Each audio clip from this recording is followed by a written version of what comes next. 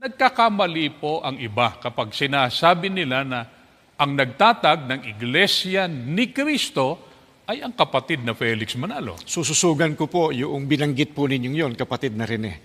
Mga giliw po naming manonood, hindi po dapat tawaging Iglesia ni Manalo ang iglesyang ito sapagkat hindi po ito pag-aari ni kapatid na Manalo, kundi batay po sa narinig ninyo mula sa banal na kasulatan, pag-aari ito ni Kristo, ng ating Panginoong Hesukristo. Yan ang pahayag ng mga ministro ni Felix Manalo, si Mr. Edwel Sabala, ang spokesperson nila, na susuwagan daw niya ang pahayag sa kasamang ministro na hindi maaaring tatawagin itong iglesia ni Manalo. At alam nyo, si Senador Rodante Marcolita, proud na proud siya sa siktang ito. Pero ang tanong, di ba magaling mag-research itong si Senador Rodante Marcolita? Na-research kaya niya kung ito bang inaniban niya na ayon sa kanya, Binabati ko po ang lahat ng mga kapatid sa Iglesia ni Cristo sa buong daigdig. Sana po ay manatili tayong lahat sa maalab na paglilingkod at sa puspusang pagganap sa mga gawain ng Iglesia at lalong-lalo na po ang pagpapasakop sa kanyang pamamahala ng ating minamahal na kapatid na Eduardo B. Manalo. yun, ang mananatiling magpasakop sa tagapangasiwa nila ng pangkalahatan na si Mr. Eduardo Manalo. Kaya, balikan ko yung katanungan.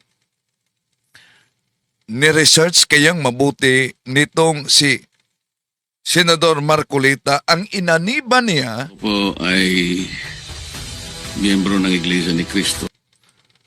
katotohanan ba talaga ang hangad ni Marcolita o yung pananatili sa pwesto na may makasuporta para sa posisyon bilang senador. Dahil dumami ang mga kaanib ng INC, Nagkakamali po ang iba kapag sinasabi nila na ang nagtatag ng Iglesia ni Cristo ay ang kapatid na Felix Manalo. pero paano ngayon ang nasa Securities and Exchange Commission, SEC, Artículos de Incorporación para Pol 4, Quilos Fundadores de esta Asociación son Felix Manalo. That the founders of this organization are, marami sila, isa lang si Felix Manalo. Dumami sila dahil sa ganitong taktika ng mga ministro sa pampangaral.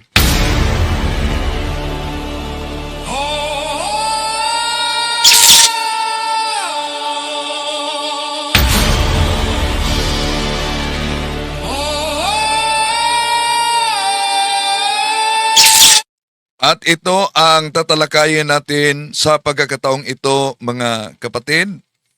Samahan ninyo ako.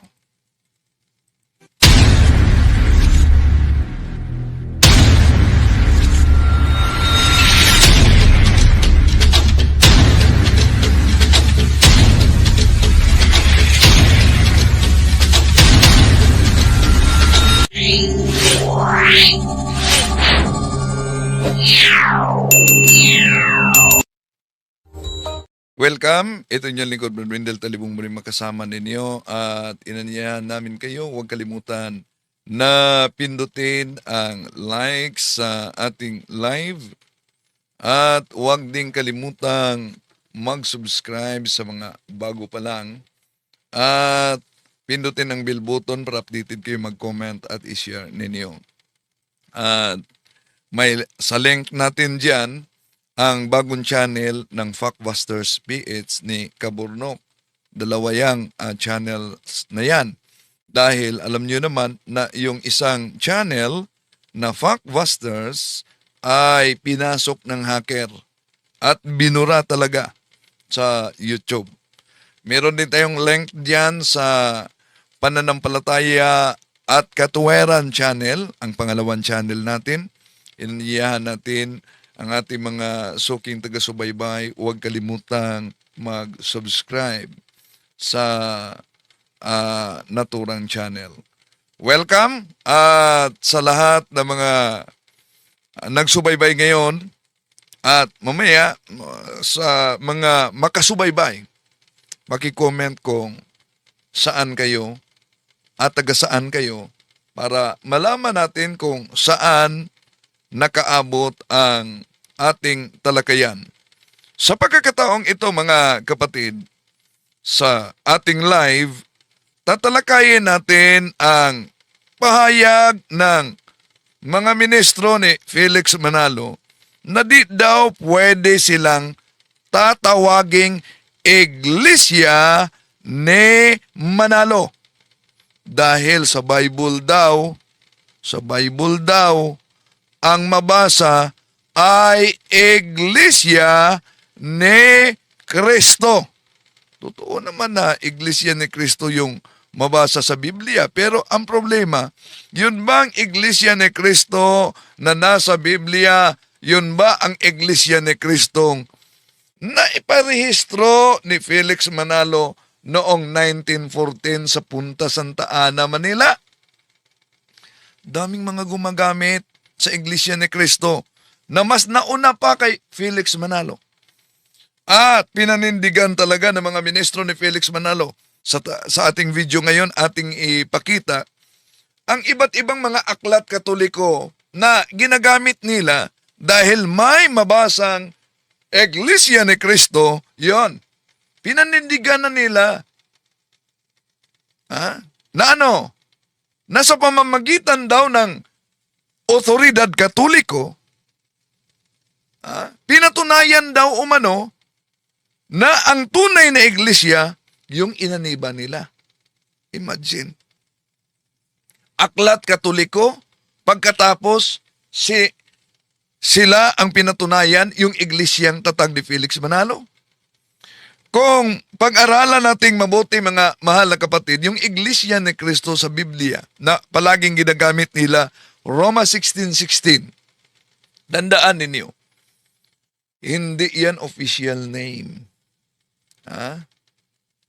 Hindi iyon proper noun. Kundi, tingnan nyo, yun ay common noun. Ibig sabihin, descriptive title o descriptive term. Yung naglalarawan lang sa iglesyang tatag ng ating Panginoong Hesukristo.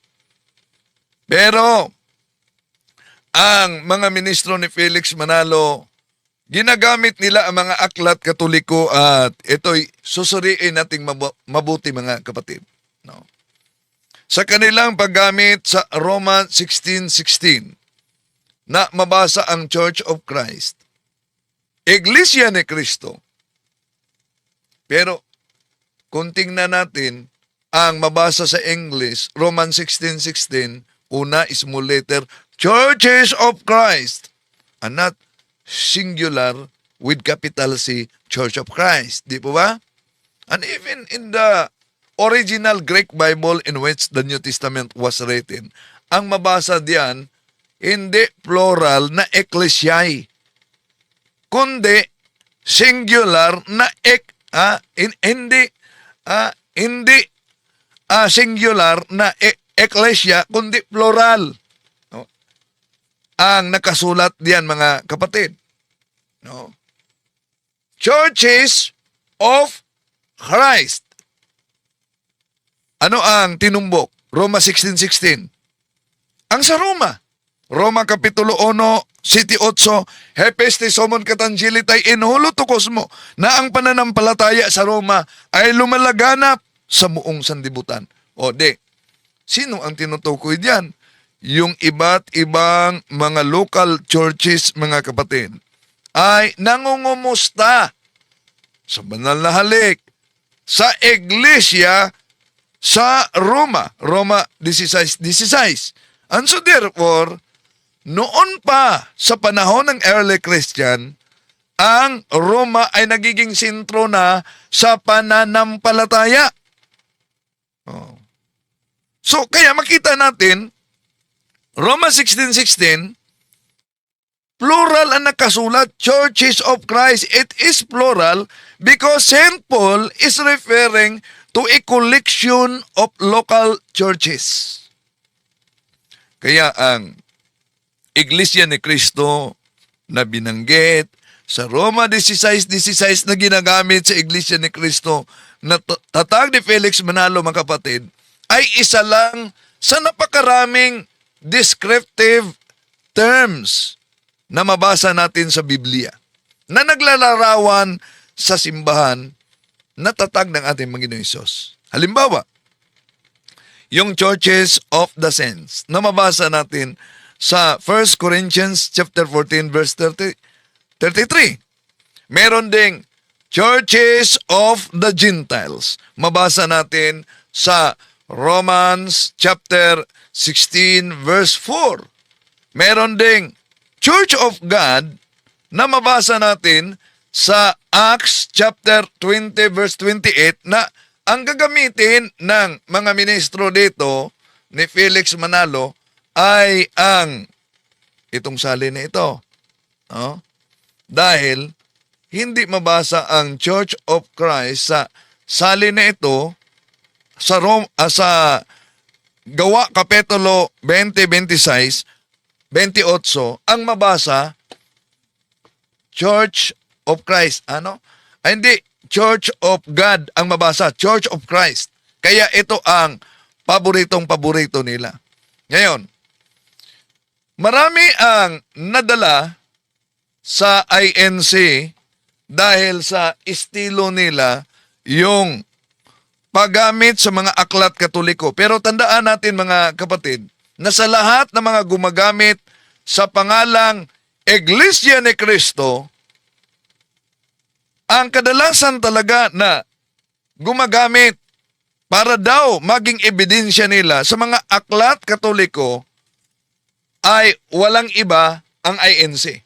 Hindi ito ginagamit ng ibang mga nagdala sa Church of Christ. Dahil alam naman ng mga nagdala sa Church of Christ na ang mga nakasulat sa aklat Katoliko hindi tumutukoy sa kanila, kundi tumutukoy ito sa simbahang Katoliko. Tandaan natin, merong Church of Christ na ang founder ay si Joseph Smith noong April 6, taong 1830. Merong Church of Christ na ang founder ay si Ezra Both noong 1836. Merong Church of Christ na ang founder ay si Warren Paris noong 1837. Merong Church of Christ na ang founder ay si William Chabe sa 1830. Di ba napansin niyo? Ang daming gumagamit ng Roman 16:16 na mas nauna pa sa Iglesia ni Kristong sumulpot sa Pilipinas noong 1914. Kaya kung tingnan natin ang nakasukip sa kanilang Pasugo Magazine, alam nyo ba mga kapatid, kung tingnan natin ang nasa kanilang Pasugo Magazine, pinatunayan mismo na ang pangalang Church of Christ ay hindi sapat. Bakit hindi sapat? Dahil maraming mga nagdala nito. Ito ang kanilang magazine. Tingnan niyo ang nakasulat sa kanilang magazine. Sa Pasugo 2000, alin ang iglesyang kay Kristo ngayon? Sa pahina 2. Hindi nangangahulugang sapat ng tawagin lamang na Iglesia ni Kristo ang isang iglesia upang ito ang kilalaning tunay na kay Kristo. Ang pangalan ay isa sa mga pagkakilanlan, ngunit hindi lamang ito ang pagkakilanlan. Sila mismo ang nagsabi na hindi sapat na tawaging Church of Christ ay tunay na. Bakit? Alam naman natin, ang daming mga gumagamit ng Church of Christ na mas nauna pa. Kaya yung sinabing, di pwedeng tatawaging Church of Christ at Church of Manalo. Bakit hindi si Felix Manalo ang may-ari nito? Okay. Tingnan natin mga kapatid. Balikan natin ang kanilang ministro sa kanilang argumento na hindi daw pwedeng tawaging iglesia ni Manalo. Nagkakamali po ang iba kapag sinasabi nila na ang nagtatag ng iglesia ni Kristo ay ang kapatid na Felix Manalo. Sususugan ko po yung binanggit po ninyong yon, kapatid na Rene. Mga giliw po naming manonood, hindi po dapat tawaging iglesia ni Manalo ang iglesyang ito sapagkat hindi po ito pag-aari ni kapatid na Manalo, kundi batay po sa narinig ninyo mula sa banal na kasulatan, pag-aari ito ni Kristo. Kung sa banal na kasulatan, pag-aari ni Kristo. Pero kung ang sisilipin natin ang SEC registration, ano ang nakasulat sa SEC registration?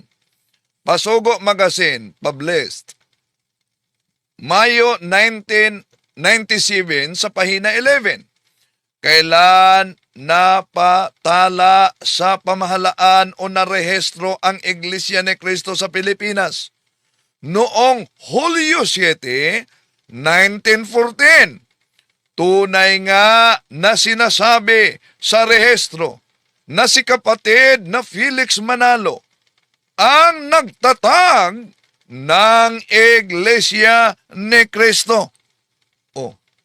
Napakalinaw yung nakasulat sa rehistro nila.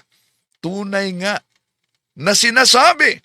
Pero sasabihin nila mga kapatid na hindi naman namin inaamin na si kapatid na Felix Manalo ay siyang founder. Yun lang sa rehistro din, kinakailangan umano sa gobyerno. Well, sisilipin natin itong Pasugo Magazine nila. September 1997 sa pahina 15 ni Mary F. Ruiz. Ito ang nakasulat. After the death of the founder, Brother Felix Y. Manalo, the organization has attained greater levels of glory, integrity, prosperity under Brother Eduardo Manalo. Prosperity yon, no? Nagkulag is. So, ano daw? Sino ang founder? After the death of the founder, Brother Felix watapos namatay ang tagapagtatag. Kaya ayaw nilang tawagin na Iglesia ni Manalo ang kanilang sikta dahil gusto nilang igiit na sila talaga ay Iglesia ni Cristo dahil isa lang ang Iglesia ni Felix Manalo na gumagamit sa Roma 16:16 na sila daw ang tinutukoy. Roma 16:16. Babasahin ko po ang nakasulat dito po sa Roma sa 16:16, ganito po ang kanyang pahayag. Magbatian kayo ng banal na halik, lahat ng Iglesia ni Cristo ay bumabati sa inyo. Ang pangalan po ng tunay na iglesia, ayon sa pagtuturo ng mga apostol, ay Iglesia ni Cristo. Wala tayong pag-aalinlangan dyan, kapatid na Lemuel. Opo. Okay. Ngayon, mga kapatid, dahil iginiit nila na ang tunay na pangalan ay Iglesia ni Cristo, Roma 16:16, Roma 16:16. Ang tanong dito, mga kapatid, paano nila sinisiraan ang simbahang Katoliko? Una, sinisiraan nila ang simbahang Katoliko na ang Katoliko ay hindi daw tunay. Bakit? Ang pangalang Iglesia ni Cristo, descriptive title, Church of Christ, ay iniwan daw ng simbahang Katoliko at pinalitan daw ito ng pangalang Santa Iglesia Apostolica Katolika Romana. Kaya iyon ang argumento nila na iniwan ng simbahang Katoliko ang Church of Christ. Kaya nga, sila ang bumangon daw. Bumangon dahil natalikod. Pakinggan natin ang argumento ni Ramel Parba. How can we attain salvation of the day of judgment if we remain in the Catholic Apostolic Roman Church? The name of Christ is denied and forgotten. Usa man na sa Biblia, gibasa ko na, Iglesia ni Cristo. Iglesia ni Cristo. Gilisdan, Katolika, Apostolika, Romana, Gitimo, 1870. Wala ka na sa Biblia. Gitang O yan, tinanggal ang Iglesia ni Cristo. Pinalitan ng Santa Iglesia Apostolica Katolika Romana. Wala yan sa Biblia. Yun ang argumento nila. Okay, una, tandaan ninyo. Kung sasabihin nilang tinanggal ang descriptive term Church of Christ, pinalitan ng Santa Iglesia Apostolica Katolika Romana, mga mahal na kapatid, tandaan ninyo itong panis na argumento nila. Sa kanila mismong Pasugo Magazine, kung maalala ninyo, nakasulat ito. No? Anong nakasulat?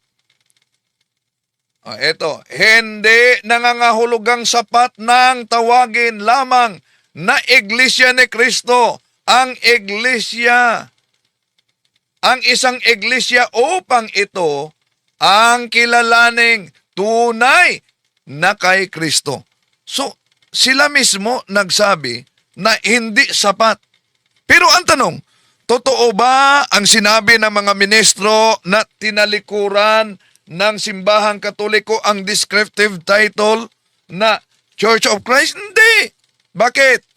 Sila mismo palagi nilang ginagamit sa kanilang propaganda, mga kapatid, na sa aklat ng Fundamentals of Catholic Dogma, ayon daw sa aklat na ito, pinatunayan na ang tunay na iglesia ay Iglesia ni Cristo. Ito, ating pakinggan ang mga ministro ni Felix Manalo.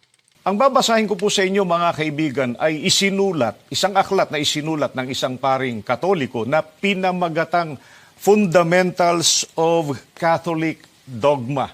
Ito po ay isinulat ni Dr. Ludwig Ott sa pahina 294. Babasahin ko na po sa pagkakaliwat sa wikang Pilipino. Tungkol sa Mateo 16:18. Si San Cipriano ay nagsasalita tungkol sa pagtatayo ni Kristo ng iglesia at pinanganlan ang iglesia na Iglesia ni Kristo at esposa ni Kristo. Yan mga kapatid, no? Ginamit nila yan. Sige lang, ating sasagutin yan. Maghintay ka, kapatid, na Maria Valenzuela, pati daw Katoliko, dahil sumasamba ng rebulto. Yon ang maling akala ninyo, no? Yon ang maling akala ng mga anti-Catholic. Dahil lahat ba ng mga larawan diyan sa Biblia ay ipinagbabawal? Hindi. Bakit? Tingnan mo yung Exodo Kapitulo 25, versikulo 19-22. Hindi lahat ng mga larawan ay ipinagbabawal ng Diyos. Dahil ang Diyos mismo ay may utos. Exodo 25, 19-22. At ang templo ng Diyos ay may mga nakaukit na mga larawan. Ezekiel Kapitulo 41, versikulo 17-22. Kaya kung mabasa natin na ang templo sa Diyos ay may mga nakaukit na larawan at yung templo ninyo ay walang larawan ng mga banal, di yan templo. Ang tawag diyan ay isang budiga ng kasinungalingang aral, kapatid. Okay, balikan muna natin ang ministro ni Felix Manalo na sa matagal na panahon gumagamit, mga mahal na kapatid, nitong aklat katoliko na Fundamentals of Catholic Dogma.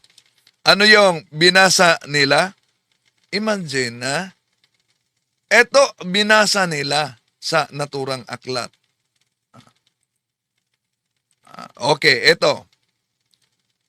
Pagkatapos, aangkinin. Di ba squatter ang tawag diyan? Ito, ang binasa. In regard to Matthew chapter 16 verse 18, Saint Cyprian speaks of the building. Sandali muna. Itong si Saint Cyprian, kasama ba ito sa iglesyang tatag ni Felix Manalo? Santo ito ng simbahang katoliko. Saint Cyprian speaks of the building of the Church of Christ and designate the Church of Christ. So na malinaw. So, kung magtaka siguro ang karamihan, bakit ba sa mga aklat katoliko ginagamit ng mga ministro nakasulat ang Church of Christ, samantalang ang idineklara sa konsilyo ng simbahan na ang simbahan ay one Holy Catholic Apostolic Roman Church.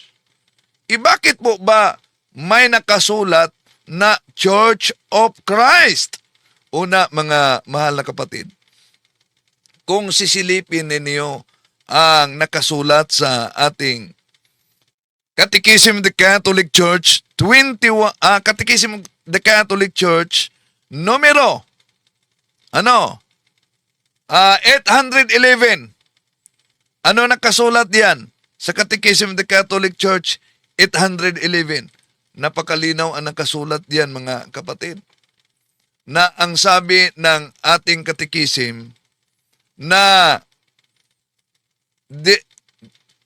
ang simbahang katoliko ang kaisa-isahang Iglesia ni Cristo na inilalarawan sa ating panananampalataya, Santa Iglesia Apostolica Katolika Romana. Kaya di tayo magtaka kung bakit binanggit ang Church of Christ, no? Na palaging ginagamit ng mga ministro ni Felix Manalo. Okay, balikan pa natin ang mga aklat na ginagamit nila nito mga ministro ni Felix Manalo. Ginagamit nila ang Fundamentals of Catholic Dogma. Pero, una, ito pala sa Catechism of the Catholic Church, number 811. This is the sole Church of Christ, which the creed we profess to be one Holy Catholic and Apostolic. Napaka-linaw, mga kapatid. Kaya kung inaangkin nila yan, hindi lang iyong aklat pa na tinatawag o na Catechism of the Modern Man, ginagamit din ito nila. Dahil ang mamasa kasi sa pahina 88, ito. Meanwhile, the new Israel, which while living in the present age goes in search in a future city. Hebrews chapter 13 verse 4 is called the Church of Christ. Napansin ninyo? Basta may nakasulat na Church of Christ, abay, tuwang-tuwa ang mga ministro dyan. Gagamitin nila yan. O kahit otoridad katoliko, pinatunayan mismo na ang tunay na iglesia, Iglesia ni Cristo. Ituloy lang natin ang iniwasan nila. We believe that this one religion subsists in the Catholic Apostolic Church. Yung Church of Christ pala, na nakasulat diyan, ay walang iba kundi ang Iglesia Apostolika Katolika Romana. Ngayon mga kapatid, alam nyo, ang ating mga kapatid sa ibayong pananampalataya, lalo na sa mga ministro, para panindigan nila na ang simbahang Katoliko daw ay hindi tunay, ginagamit nila ito. At kung wala kayong kopya nito, abay mapauo talaga kayo. Bakit? Pakinggan ninyo ang taga-iglesia. Kaya nito alamin natin, Kuya Robin, paano po ba inamin ng Iglesia Katolika na yung pangalan nila, pangalan ng simbahan nilang Iglesia Katolika, Apostolika Romana, ay hindi po galing sa Panginoong Jesucristo? At ano po ang kanilang pagmamatuwid tungkol sa bagay na yan? Basahin po natin, yan yung aklat na pinapakita po ninyo na pinamagatang ang Iglesia ni Cristo at iba't ibang sektang protestante, na yan po ay sinulat ni Juan Trinidad, na isang paring Hiswita. Sa pahina 25, ganito pong mababasa natin. Hindi galing kay Jesus ang pangalang Iglesia Katolika Apostolika Romana. Tanggap po kaya yan ng mga kaibigan nating Katolikong nakikinig, lalo na mga CFD, na inamin mismo ng kanilang pare na hindi galing kay Jesus yung pangalang Iglesia Katolika Apostolika Romana na siyang pangalan ng simbahang kinabibilangan nila ngayon. Yan mga kapatid, no? Ang argumento nila na inamin ng Aklat Katoliko na hindi galing kay Jesus ang pangalang Iglesia Katolika Apostolika Romana. Sa pahina 83 sa aklat na ito ang ginagamit nila. Pero isang malinaw na kasinungalingan itong ikinakalat nila. Bakit? Binasa nila itong bahagi na ito. Tandaan ninyo mga kapatid, sa pahina 20, okay, ito ang nakasulat, no? Hindi galing kay Jesus ang pangalan Iglesia Katolika Apostolika Romana. Kaya ang sabi ng mga ngaral ng INC, mga kapatid, kung balikan natin. Kaya nito alamin natin, Kuya Robin, paano po ba inamin ng Iglesia Katolika na yung pangalan nila, pangalan ng simbahan nilang Iglesia Katolika Apostolika Romana, ay hindi po galing sa Panginoong Jesucristo? At ano po ang kanilang pagmamatuwid tungkol sa bagay na yan? Basahin po natin, yan yung aklat na pinapakita po ninyo na pinamagatang ang Iglesia ni Cristo at iba't ibang sektang protestante, na yan po ay sinulat ni Juan Trinidad, na isang paring Hiswita. Sa pahina 25, ganito pong mababasa natin. Hindi galing kay Jesus ang pangalang Iglesia Katolika Apostolika Romana. Alam nyo ba mga kapatid, may nagtanong pala dito si kapatid Shadow Con, bakit daw umano yung The Revealer ay nag-iba ang boses? Dahil hindi sila authorized sa tagapangasiwa nila na makipagtalakayan. Kaya nagtatago sila. No? Para di sila matukoy, pati boses nila iniba. O, sinuway nila ang kanilang taga-pangasiwang pangkalahatan. No? At sa pamamagitan ng kanilang pagsuway, abay, nalantad ang matagal ng mudos ng INC. Ito, nakasulat kasi yan sa kanilang Pasugo Magazine. Una, mga kapatid, kung basahin natin ang simulan dito, mga kapatid, sa naturang aklat, no? Ang tinutukoy kasi dito sa naturang aklat, mga kapatid, sagot ito ng paring Katoliko na si Father Juan Trinidad sa panindigan ng ministro ni Felix Manalo. Oh. Pero gusto nilang ipalitaw na sa pamamagitan ng aklat na ito, inamin ng otoridad katoliko na hindi galing kay Kristo ang Santa Iglesia Katolika Romana para sa mga bago lang nagsubaybay. Ito, kaya mag-ingat talaga. Ang daming mga pambubudol ngayon. Ito ang mabasa sa 24. Kaya't nga't ang dalawang pinaka malaking dahilan, ng mga guro ng Iglesia ni Cristo laban sa Iglesia Katolika Romana ay nauuwi sa una, hindi galing kay Jesus ang pangalang Papa. Pangalawa, pangalawa, hindi galing kay Jesus ang pangalang Iglesia Apostolika Katolika Romana. May karugtong. Ngunit, gaya ng sabi nga English, eros by any other name will be sweet still. Hindi ang pangalan ang dapat pagtatalunan, kundi ang katotohanan. Galing kay Jesus ang tungkulin ng Papa. Galing kay Jesus, itinatag ni Jesus ang Iglesia na ngayon tinatawag na Iglesia Katolika Apostolika Romana.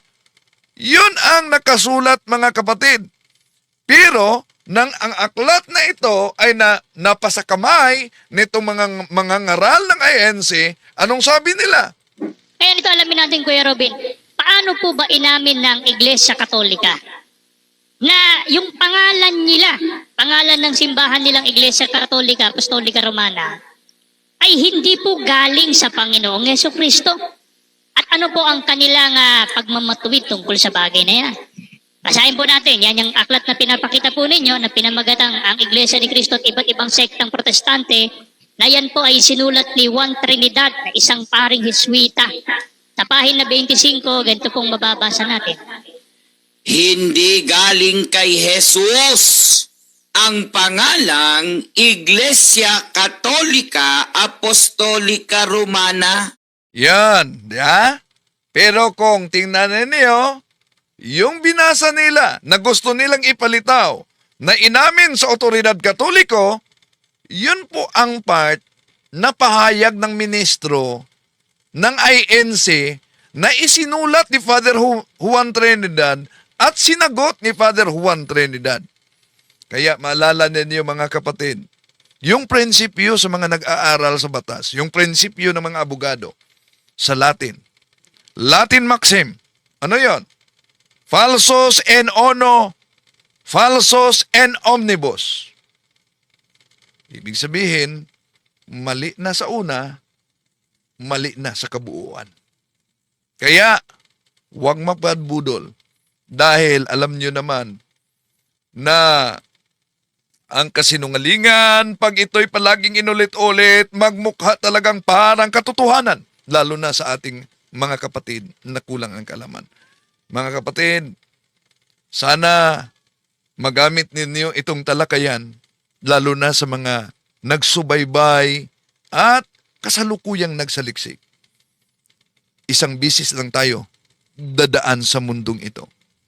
Ang napakahirap, pag mabudol tayo sa relihiyon, pag mabudol tayo sa pananampalataya, dahil nanganganib pati ang ating kaluluwa.